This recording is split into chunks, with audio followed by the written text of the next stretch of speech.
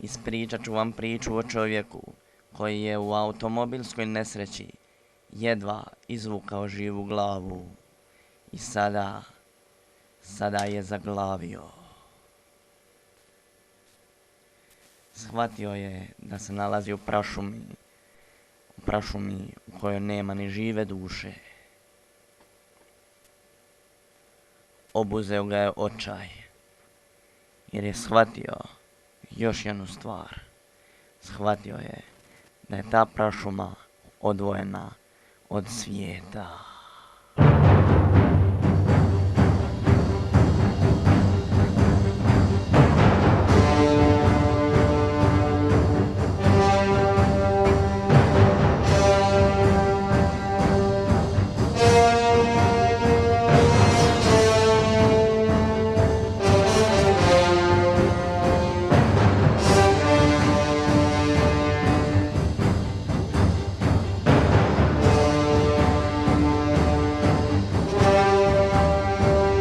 Prvog dana morao je spavati na stablu, jer ga je bilo strah od raznih nemani koji su ga mogle napasti.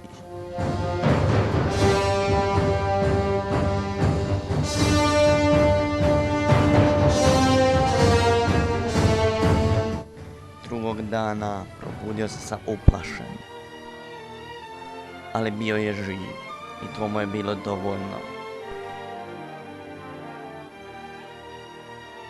Dan je krenuo po svom planu, međutim, tad je ugledao strašnu neman kako ga promatra.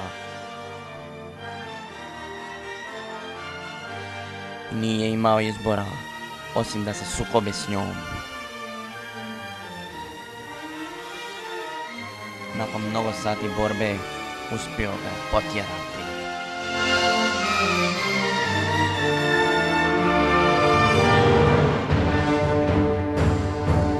Trećeg dana narasla mu je brada i pronašao je šišku, te je sad napokon imao hranu.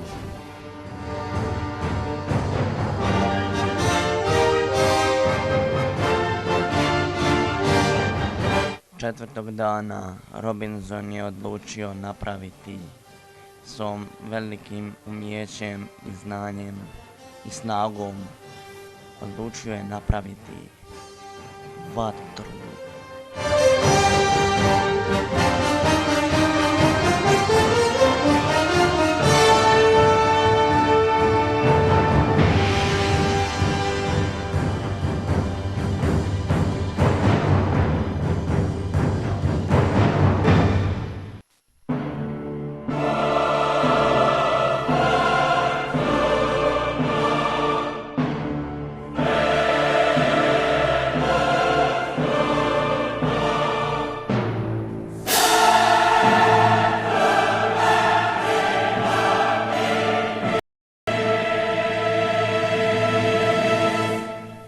Petog dana Robinson je ovaj put odlučio potrijebiti svu svoju domišljatost, te je odlučio napraviti svoju nastambu.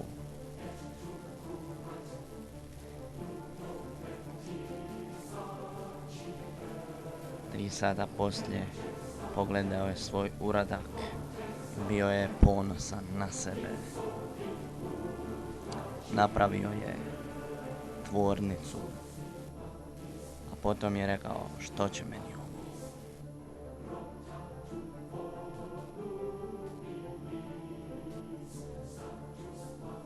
Šestog dana ugledao je nešto stravično.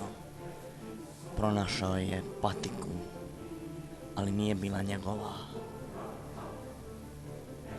Robinson se strahovito uplašio, te je uzeo obrambeno oružje. Mislio je da su to zli duhovi, ali nisu. Morao je biti...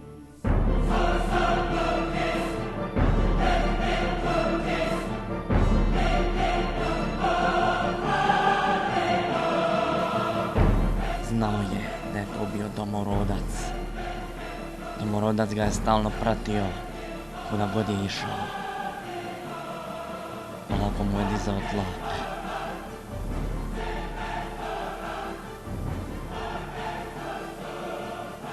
Bježao je domorodca, ali domorodac nije odustajao.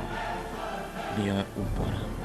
Tad domorodac je pokazao svoju agresivnost.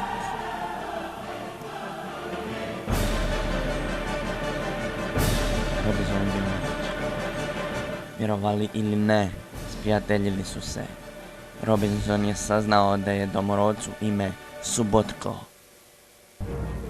Međutim, unatoč njihovom prijateljstvu, Subotko je imao jednu vrlo čudnu narav. Bio je vrlo agresivan. Čovjek bi pomislio da je funcu.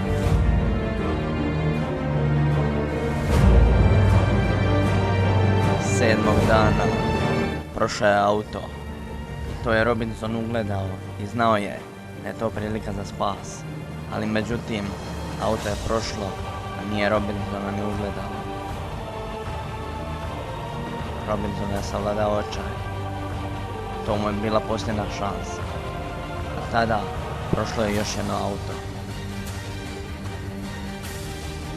Još jedno. A onda mu je Subotko rekao: budalo, eno ti auto. I Robinson je brzo istrčao na cestu da ga zaustavi. Učinio je sve što je u njegovoj moći, samo da ga zaustavi. Na kraju, auto ga je odvezlo ga je njegovoj kući, udaljenoj od prašume, svega nekih 15 metara. Robinson je napokon bio doma. Svladali su ga osjećaj. Napokon je ugledao svoj skromni dom. Ali tada na motoru je došao Subotko i udario ga maljem. To je bio kraj za Robinsona. Tako je završio njegov život.